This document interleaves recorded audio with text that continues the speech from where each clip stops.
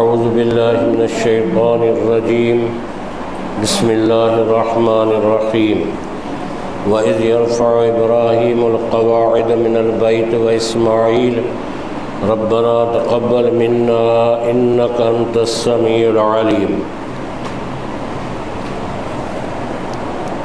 اور جب بلند کر رہے تھے، بلند اونچا کر رہے تھے ابراہیم بنیادوں، بیت اللہ کی بنیادوں کو، قواعد مانا بنیاد، نہیں آ رہا ہے بھائی، آواز نہیں آ رہی، پھر پڑھیں، پھر تب ابھی آئے گی آپ۔ اور جب بلند کر رہے تھے ابراہیم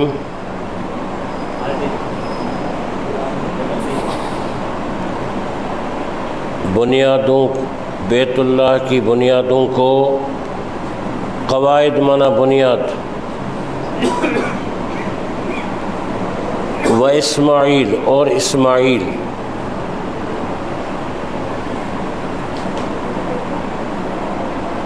اے ہمارے پروردگار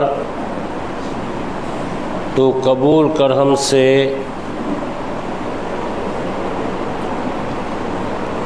یقیناً تو ہی سننے والا، یقیناً تو ہی سننے والا، جاننے والا ہے۔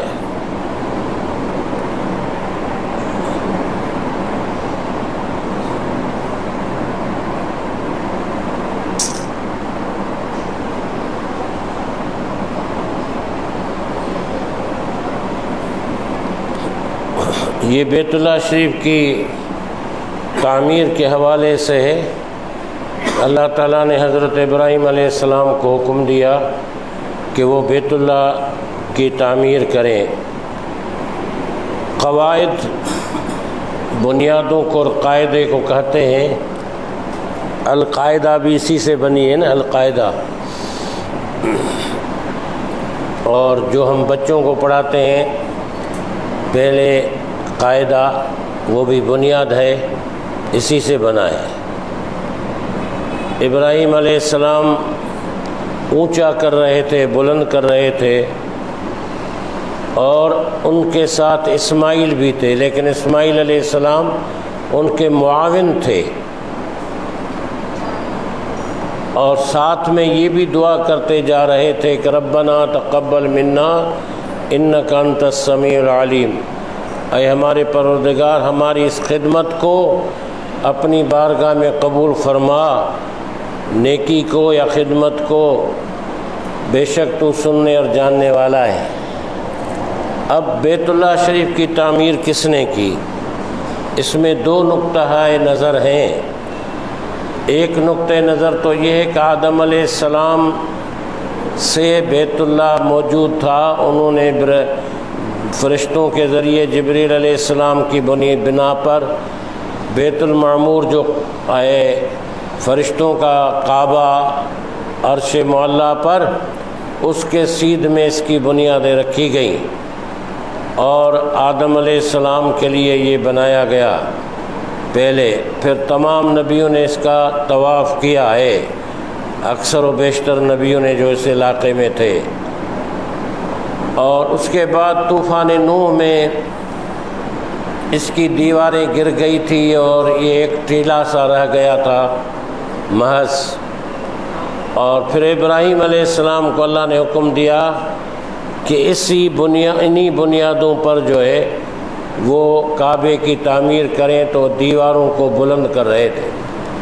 دوسرا نقطہ نظر جو قرآن میں ہے وہ اتنا ہی ہے کہ آدم علیہ السلام کی تعمیر کا ذکر نہیں ہے کعبۃ اللہ میں کے حوالے سے۔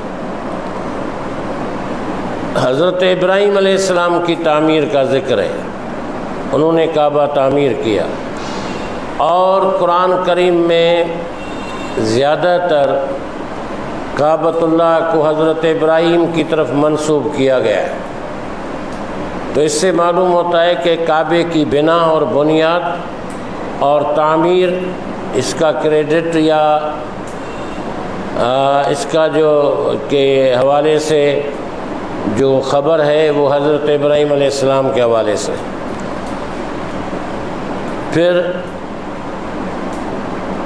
حجر اسود ہے، اس کے متعلق بھی بعض لوگ کہتے ہیں کہ جنت سے آیا تھا، پہلے سفید تھا، پھر جو عورتوں نے ناپاکی میں اسے ہاتھ لگائے، گناہ گاروں نے اس کو ہاتھ لگائے تو وہ کالا ہو گیا۔ یہ بھی بات صحیح نہیں،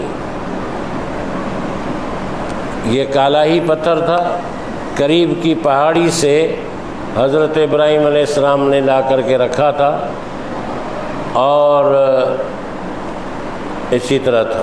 جنت سے جو چیز آتی ہے پھر اس کی بے حرمتی کرنا اور ہاتھ لگانا بھی اس کو بڑا مسئلہ ہے۔ کرامتی ایک فرقہ تھا، وہ عباسیوں کے دور میں یہ حجر اسود یہاں سے اکھاڑ کر کے لے گیا تھا، 20 سال ان کے پاس تھا، یہ یہاں نہیں تھا۔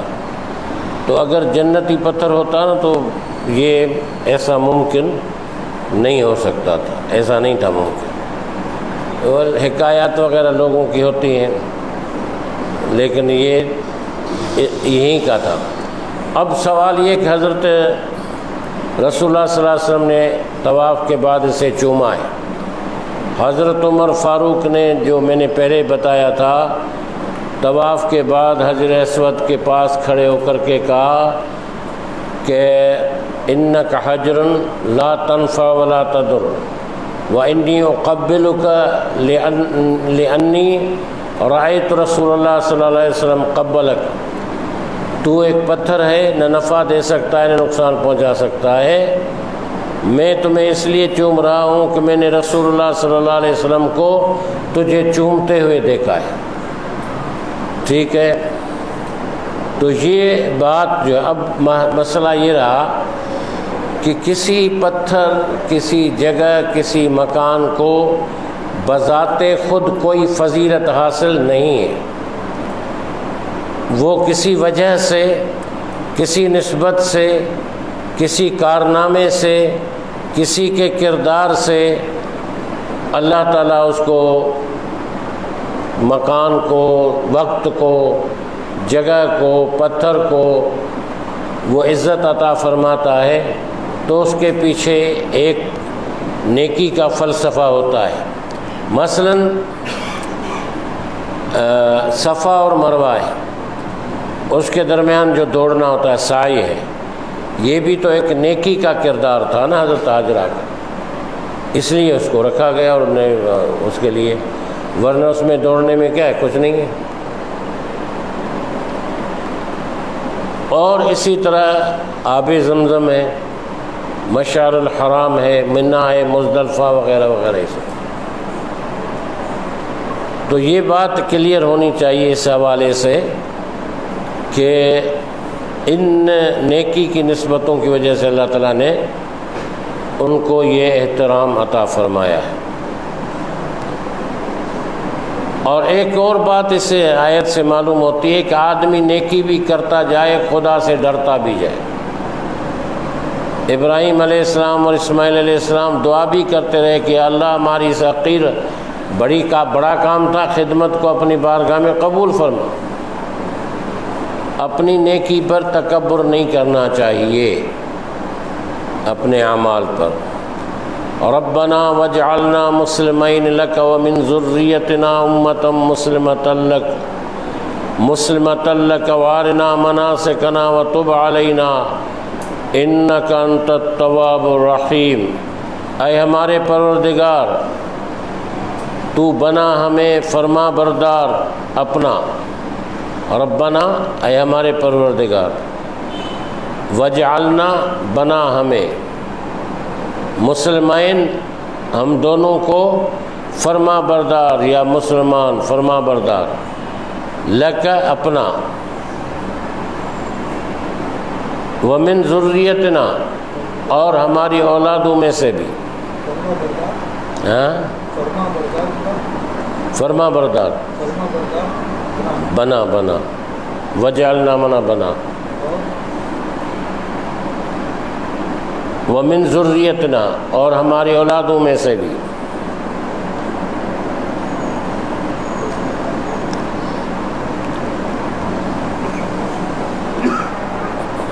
امت مسلمۃ لک ایک جماعت فرما بردار اپنی،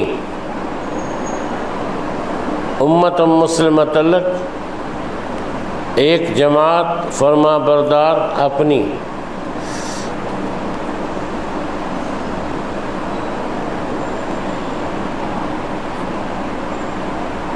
اور سکھا ہمیں ہماری عبادت کے طریقے، اور سکھا ہمیں ہماری عبادت کے طریقے،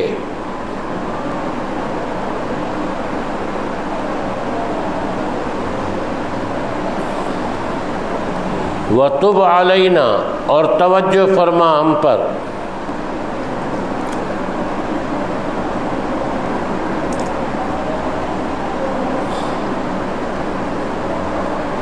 بے شک تو ہی بہت زیادہ توبہ قبول کرنے والا، نہایت رحم کرنے والا ہے، بے شک تو ہی بہت زیادہ توبہ قبول کرنے والا اور نہایت رحم کرنے والا ہے۔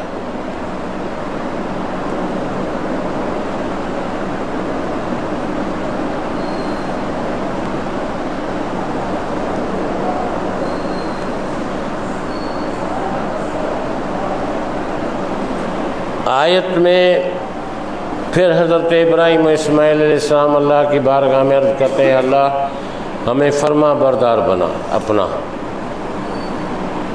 ہماری اولاد کو بھی فرما بردار اپنا بنا، اور ہماری جماعت کو بھی، یعنی جو انہیں فالوورز جو ہے ان میں ان کو بھی اپنا فرما بردار بنا، اور ہمیں عبادت کے طریقے، مناسک الحج کا کہا جاتا ہے، مناسک الحج کہتے ہیں حج کے عبادت کے طریقوں کو، یا کوئی بھی عبادت ہو اس کے طریقے، مناسک نسک سے،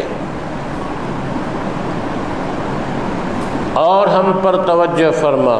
یہ کتنے عظیم دعائیں ان کی، ربنا وابعث فیہم رسولا منہم یتلو علیہم آیاتک ویعلمہم الکتاب والحکمت ویزکیہم انک انت العزیز الحکیم۔ اے ہمارے رب،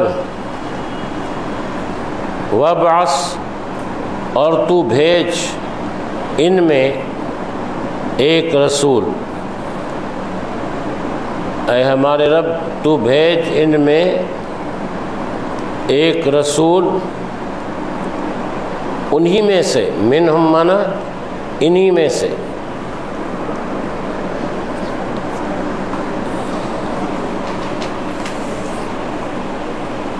جو تلاوت کرے ان پر تیری آیتیں، جو تلاوت کرے ان پر تیری آیتیں، اور سکھائے ان کو کتاب اور حکمت،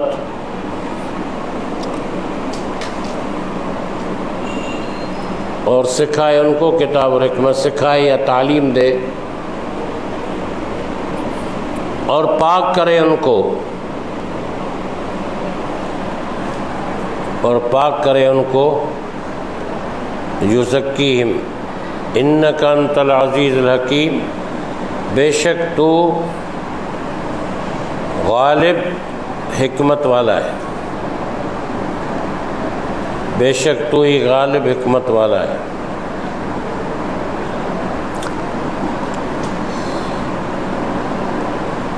یہ تعمیر کعبہ کے وقت حضرت ابراہیم و اسماعیل علیہ السلام کی دعا ہے کہ اللہ ہم نے کعبہ تعمیر کر دیا تیرے حکم کے مطابق، اب اس کعبے کی بستی میں انہی میں سے ایک رسول مبعوث فرما جو تیری آیتیں ان کو پڑھ کر کے سنائے، قرآن کی آیتیں پڑھ کر کے سنائے۔ قرآن کی آیات پڑھنا بھی مقصد ہے، قرآن کا سمجھنا بھی مقصد ہے، قرآن پر عمل کرنا بھی اولین سب سے بڑا مقصد ہے۔ پھر قرآن کی تعلیمات کے ذریعے اپنا تزکیہ کرنا، اپنے قلب کا، اپنے ذہن کا، اپنے فکر کا، اپنے خیالات کا، یہ بھی ضروری ہے۔ تو نبی علیہ السلام کا وظیفہ کیا تھا؟ اللہ نے مقرر کیا کہ کتاب کی تعلیم دیں ان کو۔ اب تعلیم سے مراد صرف قرآن خوانی کی حد تک نہیں ہے کہ کتاب کو جو ہے وہ صرف پڑھا دیں۔ تعلیم کتاب سے مراد ہوتی ہے اس کے تمام تر جو ٹوورڈس باتیں ہوتی ہیں اور جو اس میں اندر باتیں ہوتی ہیں اور جو اس کے مقاصد ہوتے ہیں، جو اس کے مطالب ہوتے ہیں، جو اس کے لوازمات ہوتے ہیں، اس کو کہا جاتا ہے تعلیم کتاب۔ مثال کے طور پر اگر کوئی MBBS کی کتاب کی تعلیم دیتا ہے، انجینئرنگ کی کتاب کی، تاریخ کے کتاب کی، تو صرف وہ قرأت خوانی نہیں ہوتی ہے، عبارت خوانی نہیں ہوتی ہے، وہ سمجھنا اور سمجھانا بھی ہوتا ہے۔ تو یہاں پر دو مکتبہ فکر ہو گئے۔ ایک نے کہا کہ قرآن کی تلاوت مقصود نہیں ہے، اصل مقصود اس کی معانی ہے، سمجھنا ہے۔ دوسروں نے کہا نہیں، تلاوت قرآن کی جو ہے وہ لازم ہے، سمجھنا سیکنڈ بات ہے۔ لیکن نہیں، یہ دونوں ایک دوسرے کے ساتھ لازم و ملزوم ہیں۔ الحمدللہ، یہ دونوں ایک دوسرے کے ساتھ لازم و ملزوم ہیں، تلاوت بھی اور فہم قرآن بھی، جو آپ پڑھ رہے ہیں، جو کر رہے ہیں، اس کے ساتھ۔ اس لیے قرآن کم از کم 3 دن میں پڑھنا چاہیے، کم از کم، یہ نہیں دیا زیادہ سے زیادہ 3 دن، پھر مہینے میں یا اس میں ختم قرآن کا ہونا چاہیے۔ یہ صحابہ کرام کا رسول اللہ صلی اللہ علیہ وسلم کا معمول رہا ہے، تاکہ صحیح تلفظ کے ساتھ قرآن پڑھا جائے۔ ورتل القرآن ترتیلا، قرآن کو ٹھہر ٹھہر کر کے پڑھو۔ اور تو پڑھنے کا مقصد آپ سمجھ گئے کہ پڑھنا بھی ہے اور سمجھنا بھی۔ جو پڑھنا ہو بغیر سمجھنے کے، اس سے آدمی کو فائدہ نہیں ہوگا۔ تلاوت کے بغیر سمجھنا ہو تو یہ قرآن کے لیے کے حوالے سے ایک نقصان والا عمل ہوگا۔ اس لیے علماء نے کہا ہے کہ قرآن کو جب چھاپا جائے پرنٹنگ پریس کے ذریعے سے، تو قرآن کا متن یعنی الفاظ جو ہیں عربی کے وہ بھی ہوں، پھر اس کا ترجمہ ہو۔ خالی اگر ترجمہ ہے تو وہ آگے چل کر کے قرآن میں ہیرا پھیری کا مسئلہ پیدا ہو سکتا ہے۔ اسی وجہ سے وہ کتابیں جو پہلے نازل ہوئیں وہ اپنی اوریجنل لینگویج میں باقی نہ رہیں، اور ان کو کا ترجمہ ہوتا رہا، ترجمہ مختلف زبانوں میں۔ اب مختلف زبانوں کے اسلوب، مختلف زبانوں کے محاورات، مختلف زبانوں کی مثالیں، یہ سب مختلف ہوتی ہیں۔ ہوا یہ کہ پھر اصل کتاب گم ہو گئی، قصے اور کہانیاں باقی رہ گئی۔ تو قرآن کے ساتھ ایسا الحمدللہ معاملہ نہیں ہے، نہ ہوگا۔ قرآن عربی متن کے ساتھ، پھر قرآن کے حفاظ جو ہیں وہ لاکھوں نہیں کروڑوں کی تعداد میں، پھر قرآن نماز میں بھی پڑھا جاتا ہے، مکاتب میں بھی پڑھایا جاتا ہے۔ اس لیے یہ حفاظت قرآن کا سامان ہے جو اللہ نے کیا۔ وہ ربی ایسا مبعوث فرما جو ان پر تلاوت قرآن کرے، آیتوں کی تلاوت بھی کرے، کتاب بھی سکھائے اور حکمت بھی۔ اب حکمت سے مراد ہے یا تو سنت رسول اللہ صلی اللہ علیہ وسلم کی، اور یا حکمت سے مراد اس کی گہرائی ہے، اس کی گہرائی۔ جتنا آدمی پڑھتا جائے گا قرآن کے رموز اس پر کھلتے جائیں گے، حکمت کھلتی جائے گی اور وہ بڑھتا رہے گا۔ وَيُزَكِّيهِمْ، اور ایسا نبی ان میں مبعوث فرما جو ان کو پاک کرے، تزکیہ کرے اس قرآن کے ذریعے سے، قلب کا تزکیہ کرے، ان کے باطن کا تزکیہ کرے۔ اور یہ مقصود ہے اصل بات کسی بھی تعلیم سے، کہ اس کا خلاصہ کیا ہے، مقصد کیا ہے، مطلب کیا ہے، وہ یہ وَيُزَكِّيهِمْ إِنَّكَ أَنْتَ الْعَزِيزُ الْحَكِيمُ، بے شک تو ہی غالب حکمت والا ہے۔ تو اس آیت میں نبی صلی اللہ علیہ ہمارے نبی صلی اللہ علیہ وسلم کے لیے حضرت ابراہیم علیہ السلام نے دعا کی، اس لیے ایک روایات میں آتا ہے کہ حضور صلی اللہ علیہ وسلم نے فرمایا انا دعوت ابی ابراہیم، میں اپنے باپ ابراہیم کی دعا کا نتیجہ ہوں، وانا بشارت عیسیٰ، اور میں بھی عیسیٰ علیہ السلام کی بشارت کا مظہر ہوں۔ اور ایک اور بھی ایک روایت میں ہے وَأَنَا رُؤْيَا أُمِّي الَّتِي أَرَاتْ حِينَ وَضَعْتَنِي عَدَاتْ لَهَا قُصُورُ الشام، اور میں اپنی ماں کے خواب کی تعبیر ہوں جنہوں نے میری ولادت کے وقت خواب دیکھا تھا کہ ان کے لیے مکے سے شام کے محلات روشن ہو گئے تھے، ایک نور نکلا تھا۔ ٹھیک ہے، وَمَنْ يَرْغَبُ عَنْ مِلَّةِ إِبْرَاهِيمَ إِلَّا مَنْ سَفِهَ نَفْسَهُ وَلَقَدِ اصْطَفَيْنَاهُ فِي الدُّنْيَا وَإِنَّهُ فِي الْآخِرَةِ لَمِنَ الصَّالِحِينَ۔ اور کون ہے جو بے رغبتی کرتا ہے، اور کون ہے جو بے رغبتی کرتا ہے، بے رغبتی یا منہ پھیرتا ہے یا منہ موڑتا ہے یا بے رغبتی کرتا ہے۔ رغبت کہتے ہیں دلچسپی کو۔ ابراہیم کی ملت سے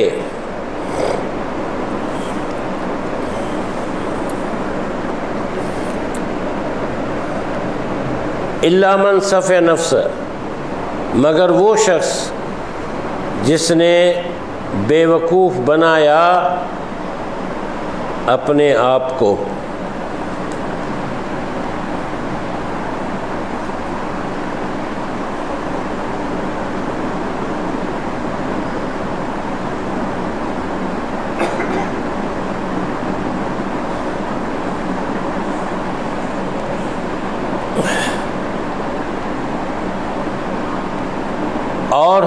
اور بے شک ہم نے چن لیا ان کو دنیا میں، بے شک ہم نے چن لیا ان کو دنیا میں، اور بے شک وہ آخرت میں نیکوں میں سے ہے، اور بے شک وہ آخرت میں نیکوں میں سے ہے۔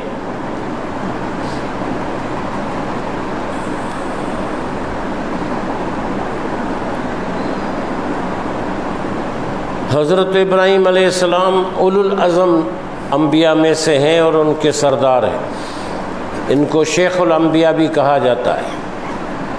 بہت سارے نبیوں کے باپ ہیں، دادا ہیں، پردادا ہیں، بڑے ہیں، پھر ان کی قربانیاں ہیں، پھر ان کا جو طریقہ ہے اس کو جہان میں اللہ نے رائج کیا۔ نبی صلی اللہ علیہ وسلم قرآن میں آئے گا کئی جگہ، بھی انہوں نے کہا کہ میں تو اس کا اجرا کرنے کے لیے آیا ہوں، ملت ابراہیمی کا اجرا منا نفاذ، ان کی سنتوں کو زندہ کرنے والا، تو وہ آپ ہی کے خاندان کے تھے۔ رسول اللہ کوئی نیا دین لے کر نہیں آئے، یہ ملت ابراہیمی والا دین ہے۔ اللہ نے فرمایا کہ ابراہیم علیہ السلام کے دین سے منہ پھیرنے والا تو بے وقوف ہی ہو سکتا ہے۔ خداوند کریم نے ان کو دنیا میں بھی چن لیا اور آخرت میں وہ نیکوکاروں میں سے۔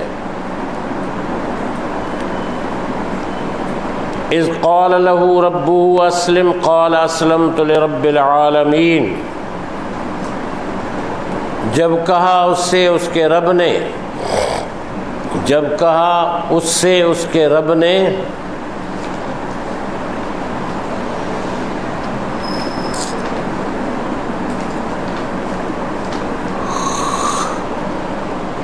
اسلم کہ فرما بردار بن جاؤ یا فرما بردار ہو جاؤ،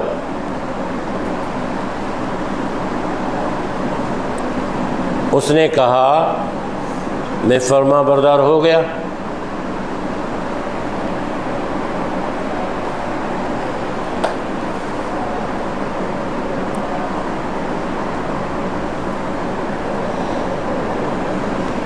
کس کے لیے؟ رب العالمین کے لیے، لرب العالمین، میں فرما بردار ہو گیا رب العالمین کے لیے۔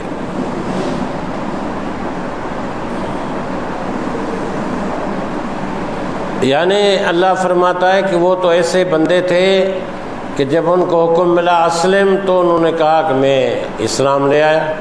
اسلام لے آیا نے کا مطلب فرما بردار ہو گیا اللہ رب العالمین کے لیے، چوں چرا نہیں کیا، پوچھا نہیں، کچھ نہیں، کوئی بات نہیں۔ وَوَصَّى بِهَا إِبْرَاهِيمُ بَنِيهِ وَيَعْقُوبُ يَا بَنِيَّ إِنَّ اللَّهَ اصْطَفَى لَكُمُ الدِّينَ فَلَا تَمُوتُنَّ إِلَّا وَأَنْتُمْ مُسْلِمُونَ، اور وصیت کی اس کی، یعنی اس بات کی، اسلام کے کلمے کی، ابراہیم نے اپنے بیٹوں کو، اور وصیت کی اس کی ابراہیم نے اپنے بیٹوں کو،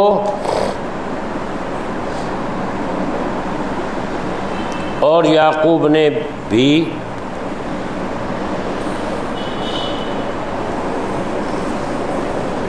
اے میرے بیٹو، بے شک اللہ نے، اے میرے بیٹو بے شک اللہ نے چن لیا ہے تمہارے لیے دین کو،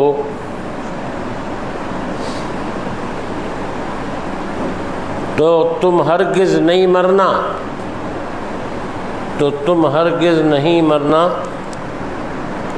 مگر اس حال میں کہ تم مسلمان ہو، مگر اس حال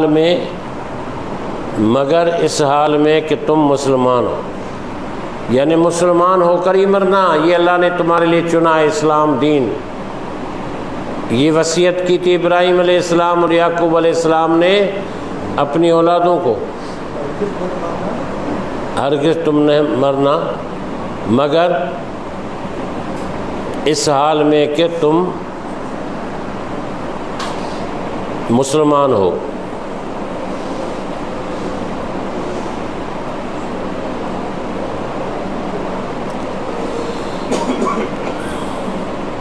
ام کنتم شہداء اذ حضر یعقوب الموت اذ قال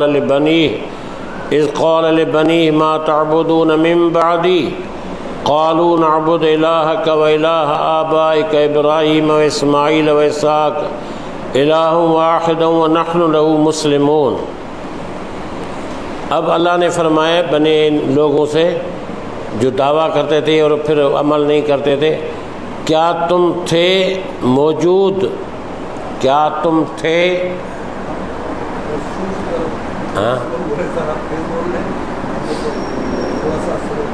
پہلا ام کنتم شہداء، کیا تم تھے موجود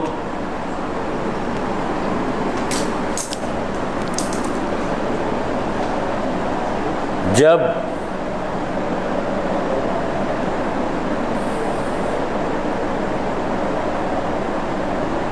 پہنچی یعقوب کو موت،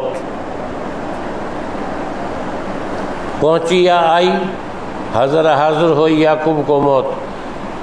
کیا تم موجود تھے اس وقت جب پہنچی یعقوب کو موت؟ جب اس نے کہا، اذ قال، اپنے بیٹوں سے، جب اس نے کہا اپنے بیٹوں سے، ما تعبدون من بعدی، کس کی تم عبادت کرو گے میرے بعد، کس کی تم عبادت کرو گے میرے بعد؟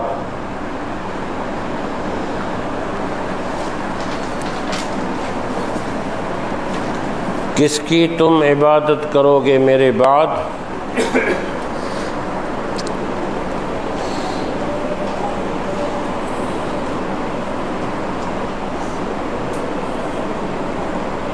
انہوں نے کہا ہم عبادت کریں گے تیرے معبود کی۔ انہوں نے کہا نعبد، ہم عبادت کریں گے، الہک، تیرے معبود کی،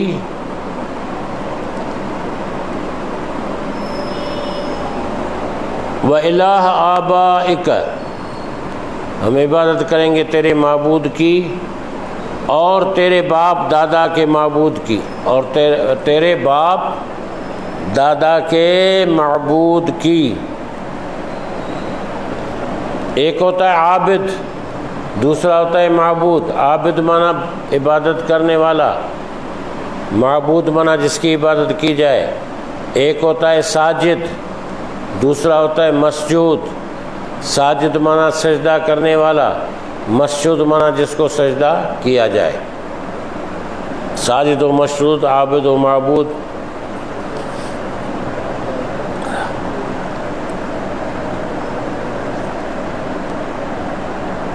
ابراہیم اور اسماعیل اور اسحاق کے معبود یکتا کی،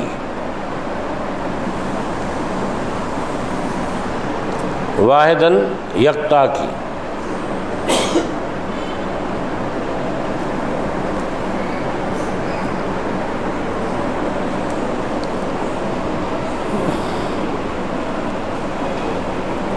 وَنَحْنُ لَهُ مُسْلِمُونَ، اور ہم اسی کے فرما بردار ہیں، اور ہم اسی کے فرما بردار ہیں، اور ہم اسی کے فرما بردار ہیں۔ اچھا، اس آیت میں کہ یعقوب علیہ السلام نے اور ابراہیم صلی اللہ علیہ وسلم نے وصیت کی، اور پھر اللہ نے پوچھا کہ تم اس وقت تھے کہ جب یعقوب علیہ السلام کے پاس موت آنے قریب تھی، تو انہوں نے اپنے بیٹوں کو بلا کر کہا کہ میرے بعد تم کس کی عبادت کرو گے؟ تو انہوں نے کہا کہ تیرے معبود کی اور تیرے آبا اجداد کے معبود ابراہیم، اسماعیل، اسحاق کے رب یکتا کی جو ایک ہی ہے، اور ہم اس کے فرما بردار ہیں۔ عموماً قرآن کریم نے آبا و اجداد کے طریقے پر چلنے والے کفار اور مشرکین کو کی مذمت کی ہے۔ وہ کہتے تھے نا کہ وجدنا علیہ آباءنا، کہ تم اس طریقے پر کیوں عمل کرتے ہو؟ کہتے تھے ہم نے اپنے آبا و اجداد کو اس طریقے پر دیکھا۔ اولو کان آباؤہم، اگرچہ ان کے آبا جو تھے وہ گمراہ ہوں تو بھی اس طریقے پر، تو قرآن نے مذمت کی ہے۔ اس کا مطلب ہے کہ تمہیں خود بھی سوچنا چاہیے، اور یہاں پر جو آبا و اجداد ہیں یہ نبی ہیں، اور اس میں شک و شبہ اور شائبہ نہیں ہے، تو ان کی اولادوں نے ان کا نام لیا، تو قرآن نے اس کی تصدیق کی۔ اچھے آبا و اجداد کے اچھائیوں کی پیروی کرنا یہ عیب نہیں ہے۔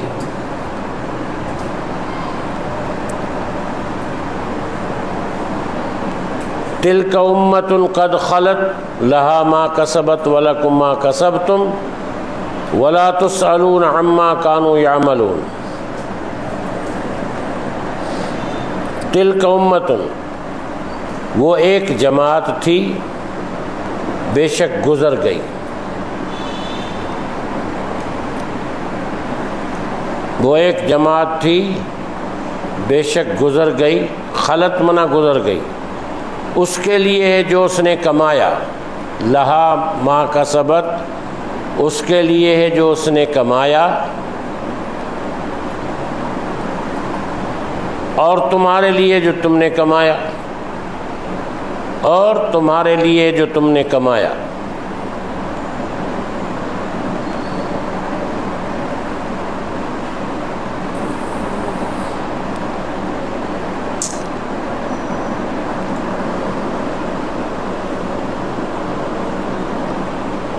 وَلَا تُسْأَلُونَ عَمَّا كَانُوا يَعْمَلُونَ، اور تم سے سوال نہیں کیا جائے گا، اور تم سے سوال نہیں کیا جائے گا اس کے متعلق جو وہ عمل کرتے تھے، اس کے متعلق جو وہ عمل کرتے تھے۔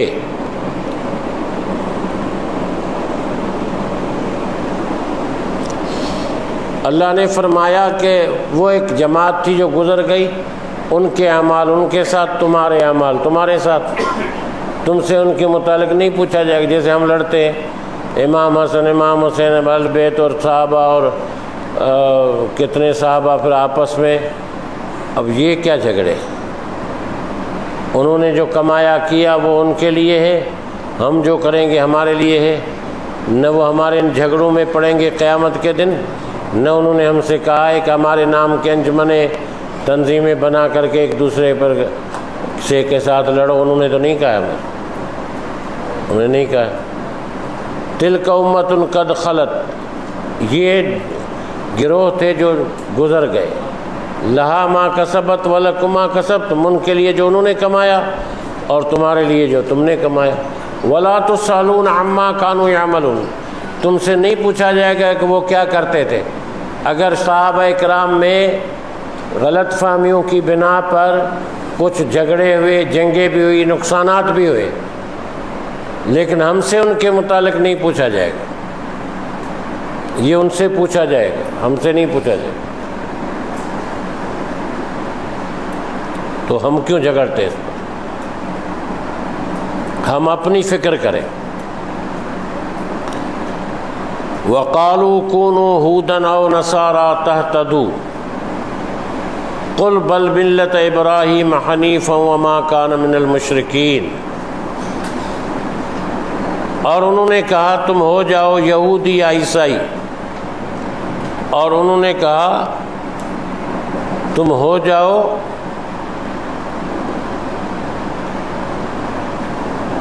یہودی یا عیسائی، تو راہ پا جاؤ، تو ہدایت پا جاؤ گے، تہتدو، تو ہدایت پا جاؤ گے۔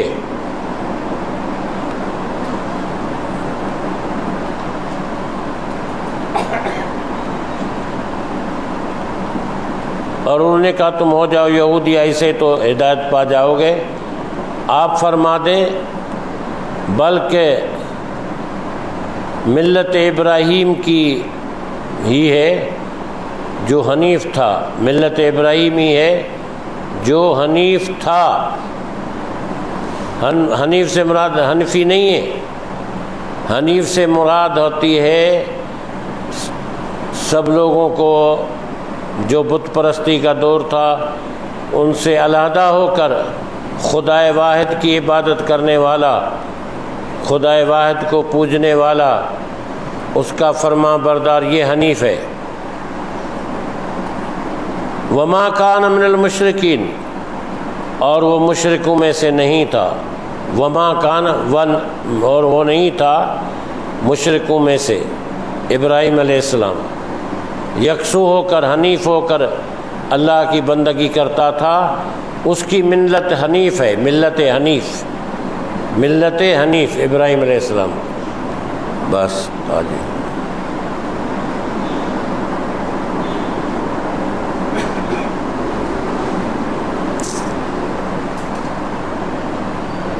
ہاں ٹھیک ہے. الحمدللہ رب العالمین والصلاة والسلام علیہ اللہم ارحمنا وانصرنا وعافنا وعدنا وارزقنا واحفظنا واشفنا ربنا انک رؤوف لا الہ الا اللہ.